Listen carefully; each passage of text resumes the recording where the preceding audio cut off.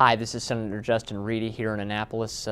We are heading into the final 10 days of the General Assembly session. This is the period of time when we see the most gamesmanship that starts to come out. We've passed the state's budget completely. It's a fully balanced budget. There's a lot to like in the state budget from a fiscal conservative perspective. Governor Hogan has done a really good job of restraining and reducing spending in different areas. We're still working to get fundamental broad-based income tax relief through the General Assembly. But one of the good things that the state budget does that may not have been reported much in the news that you've seen, Governor Hogan has actually ended the practice of raiding a number of different funds. For many years, funds that are paid for by fees out of your pocket, things like the Transportation Trust Fund and the Chesapeake Bay Trust Fund, were raided, particularly by the O'Malley administration, raided money taken out of those funds and put into the general fund to spend on other things.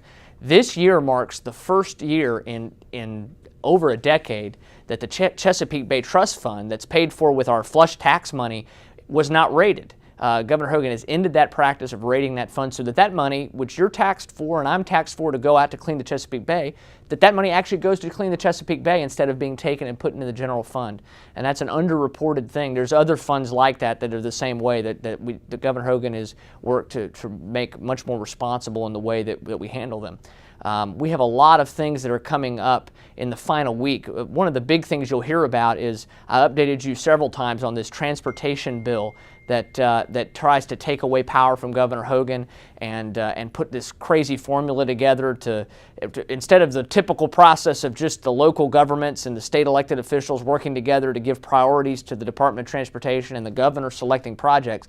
The Democrats have forced through the legislation. It's been amended, so it's not as drastic as it was before it was amended, but it still takes power away from the governor. It still tries to force him into not funding roads as much as mass transit. And Governor Hogan has vetoed that legislation, but the Democrats plan to bring that back up to override his veto before we even leave town, which will be next Monday, the 11th, will be our last day here. So we're going to be fighting to try to preserve Governor Hogan's veto of that.